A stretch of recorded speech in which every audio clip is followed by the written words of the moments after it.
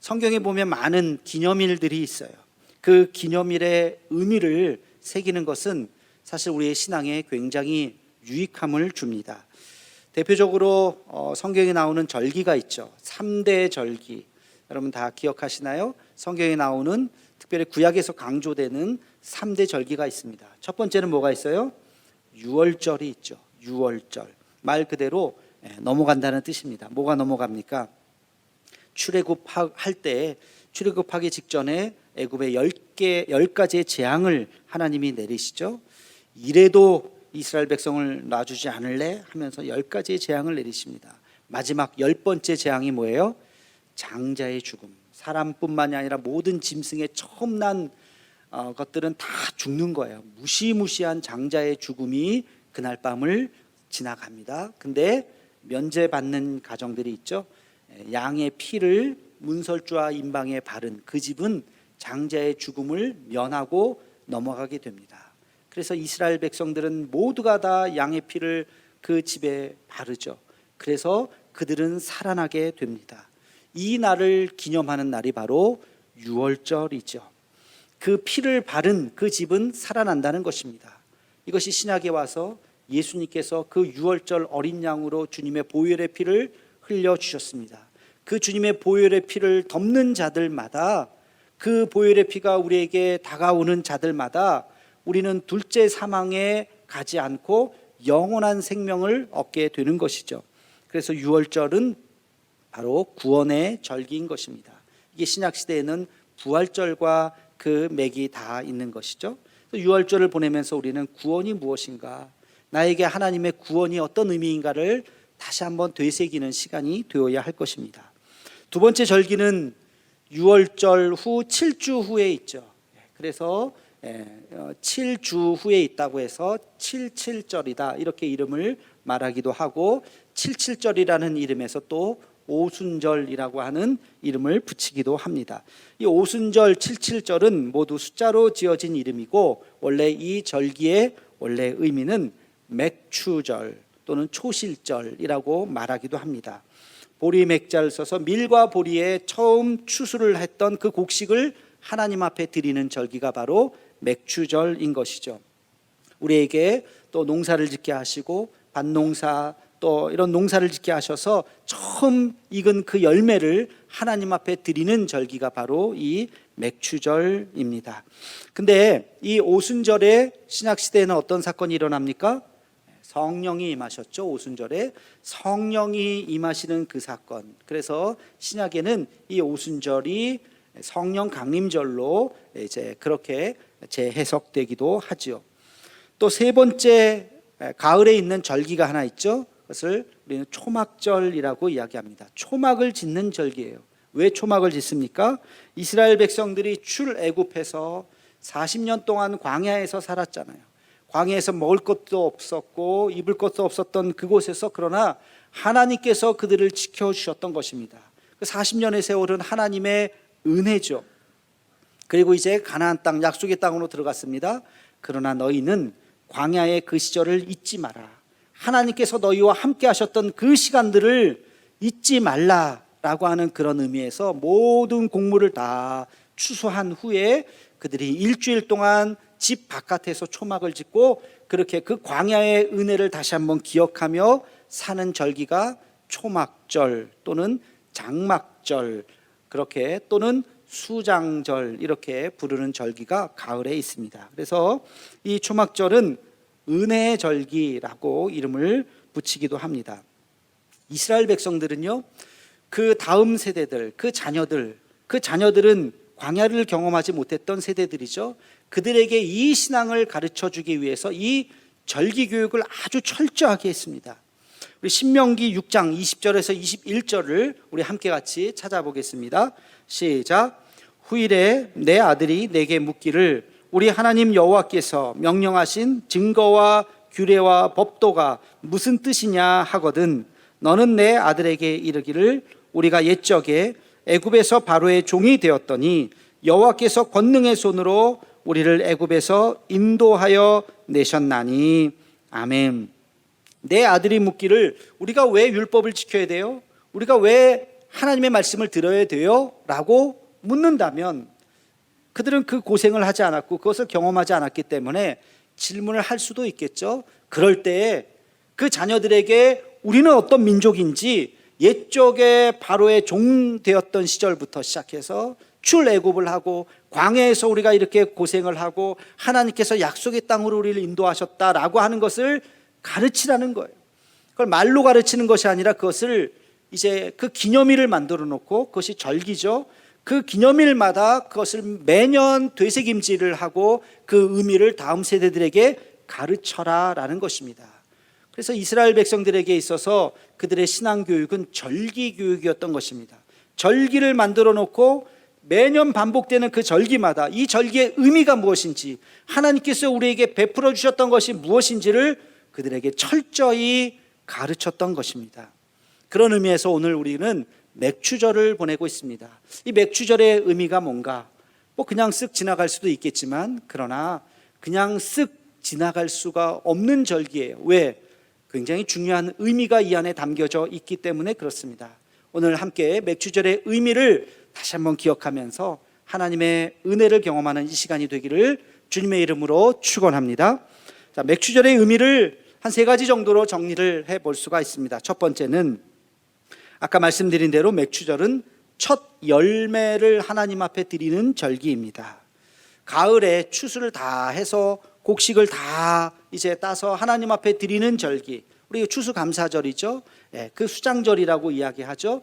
그 절기도 중요하지만, 그러나 그 절기는 마땅하고 당연한 것이고, 그 절기만이 아니라 이제 봄과 여름 사이에 첫 열매를 거두어서 그것을 하나님 앞에 드리는 이 맥추절 절기도 반드시 지키라고 성경은, 하나님은 우리에게 말씀하고 계십니다. 우리 함께 같이 본문 말씀 출애굽기 23장 16절 말씀을 다시 한번 읽어보도록 하겠습니다. 시작.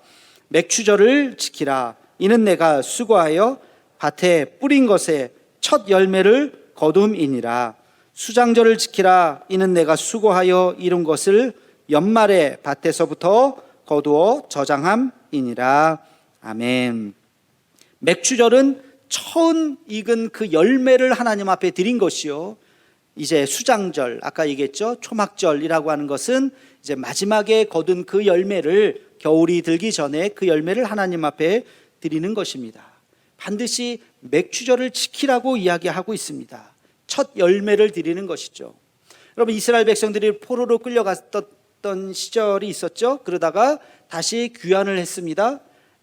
수많은 사람들이 다시 자기의 땅, 가나안 땅으로 귀환을 해서 보니까 신앙이 다 무너져 버렸어요. 그때까지 지켰던 그 하나님에 대한 신앙이 다 무너져서 그 신앙을 다시 재건합니다. 다시 세웁니다. 그 중에 앞장섰던 사람이 바로 느헤미야죠. 느헤미야서에 보면 그 신앙을 다시 세우는데 바로 이 맥추절의 의미를 이야기하고 있습니다. 우리 함께 느헤미야 10장 34절부터 36절까지 말씀을 우리 함께 같이 읽어보겠습니다. 시작.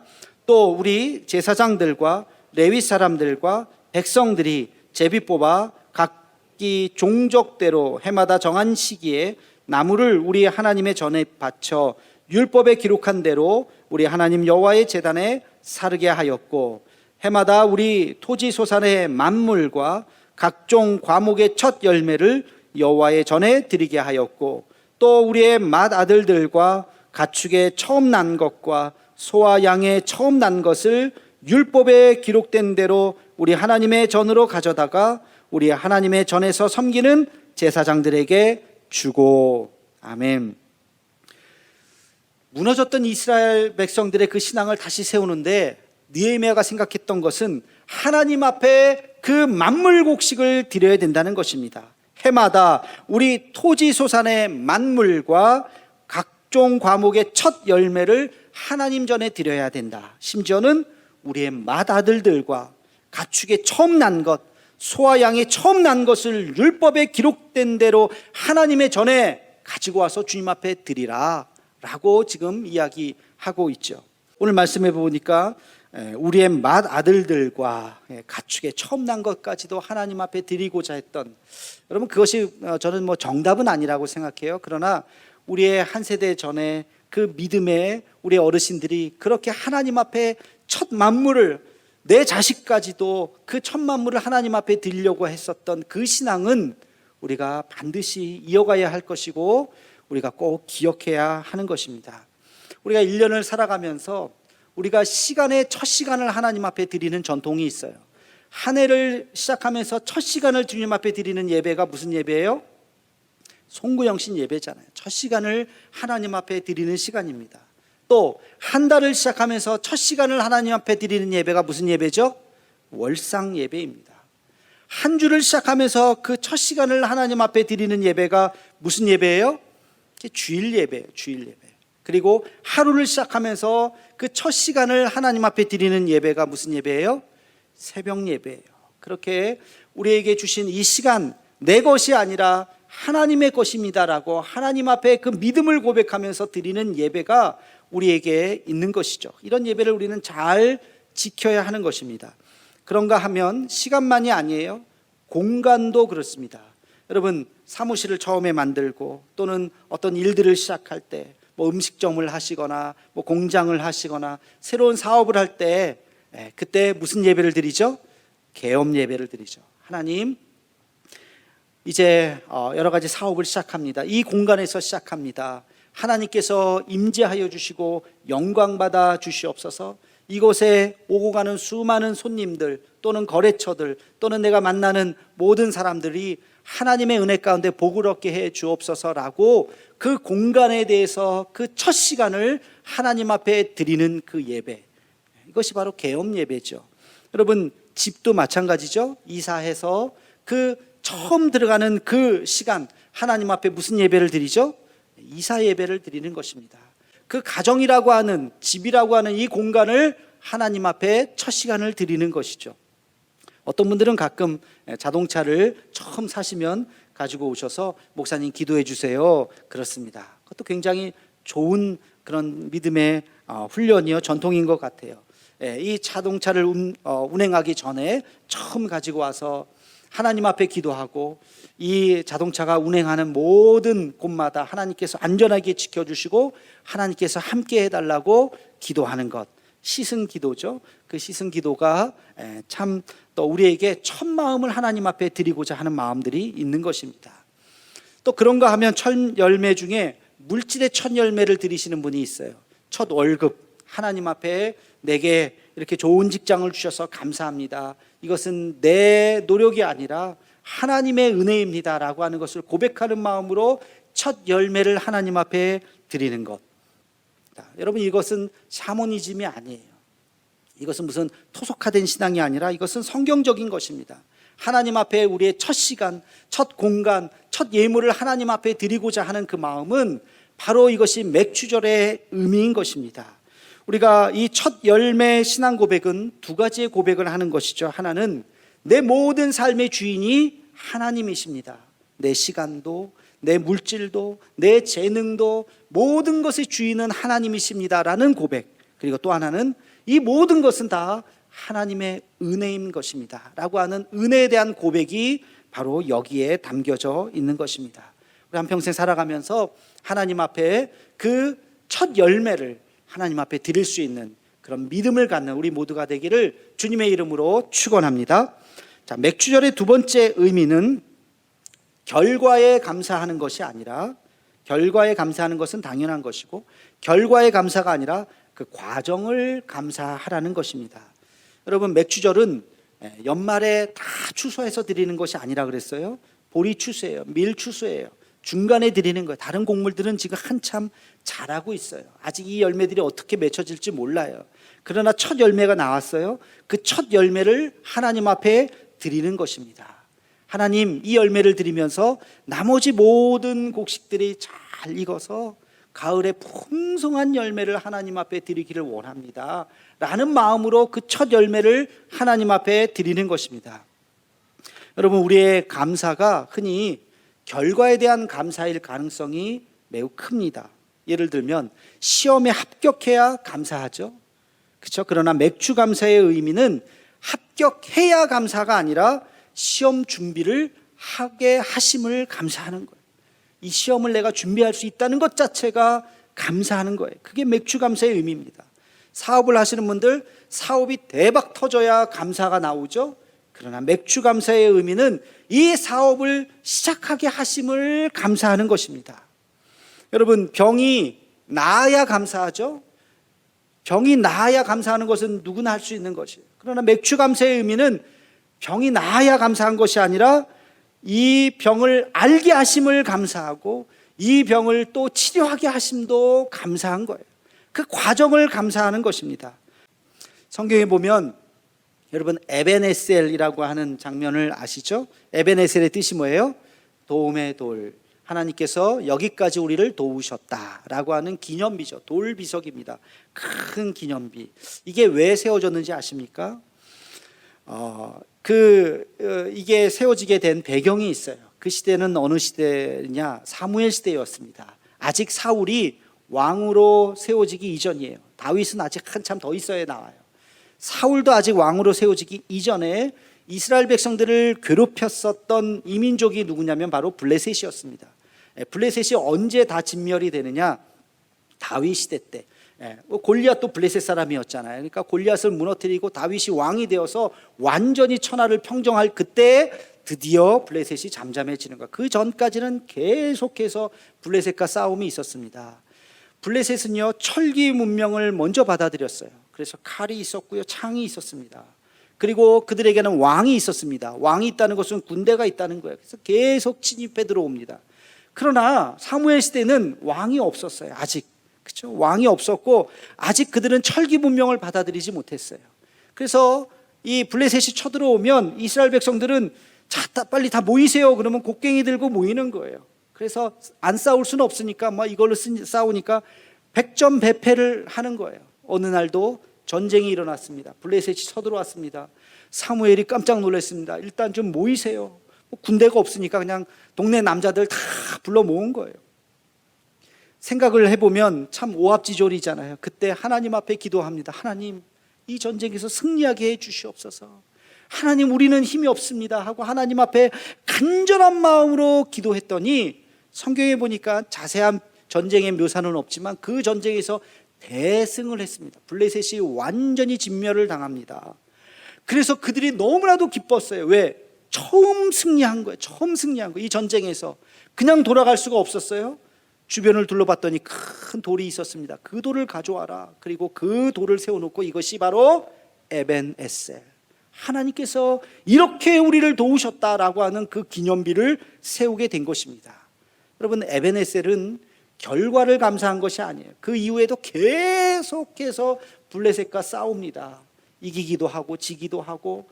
그러나 이 여기까지 도우신 하나님, 앞으로의 수많은 전쟁 속에서 하나님께서 우리를 도우실 것이다 라고 하는 그 믿음의 고백이 바로 에벤에셀, 도움의 돌인 것입니다. 여러분, 우리는 이 장면을 기억해야 됩니다. 아직 결과가 주어지지 않았어요. 결과가 어떻게 될지 몰라요. 그러나 여기까지 도우신 하나님, 오늘 우리가 이 에벤에셀 도움의 돌을 세우며 하나님께서 우리와 함께 하시고 앞으로도 하나님께서 우리와 함께 하실 것이라고 하는 그 믿음으로 이 과정을 감사할 수 있는 우리 모두가 되기를 주님의 이름으로 축원합니다. 맥주절에 이제 마지막 세 번째 의미가 있습니다. 그것은 뭐냐면 하나님께서 반년 동안 우리를 함께 해주셨죠. 그리고 남은 날을 생각하라라는 그런 의미인 것입니다. 맥주절은 남은 절반을 잘 생각해 보라는 것이에요. 아직 우리에겐 절반의 시간이 남아 있는 것입니다. 지난 6개월 여러분 뜻대로 되셨나요? 뜻대로 된 것도 있고 뜻대로 되지 않은 것도 있고 생각보다 만만치 않은 것들이 있죠. 그러나 거기서 포기하지 말라는 것입니다. 좌절하지 말라는 것입니다. 다시 한번 우리의 마음을 다잡고 남은 한 해를 우리가 새로운 마음으로 새롭게 시작하라 라는 그런 의미가 바로 맥주절의 의미인 것입니다. 맥주절은 한 해의 절반쯤 지나면서 지키는 절기죠. 오늘 우리도 그렇지 않습니까? 7월 첫 번째 절기를 맥주절로 지냅니다. 이제 6개월이 지났지만 아직 6개월이 남았습니다. 우리가 멈추어 서서 다시 한번 생각해 보는 거예요. 여러분들에게 소개시켜 드리고 싶은 책이 하나 있어요. 좀 오래된 책이긴 합니다만 읽으신 분들도 계실 거예요. 바로 하프타임이라고 하는 책입니다. 2009년에 발간되어서 지금까지도 꾸준히 잘 팔리는 아주 스테디셀러이죠. 근데 이 책이 쓰여지게 된 배경이 있습니다. 이 책의 저자는 밥 버포드라고 하는 분인데요. 개인의 체험을 바탕으로 해서 이 책을 쓰게 되었던 것입니다. 이 밥 버포드라고 하는 분이요, 인생의 전반전은 굉장히 잘 나갔습니다. 어머니로부터 물려받았던 TV 방송이 정말 대박을 터뜨렸어요. 사업적으로 성공했어요. 큰 돈을 벌었어요. 그러던 어느 날 그에게 큰 시련이 다가왔습니다.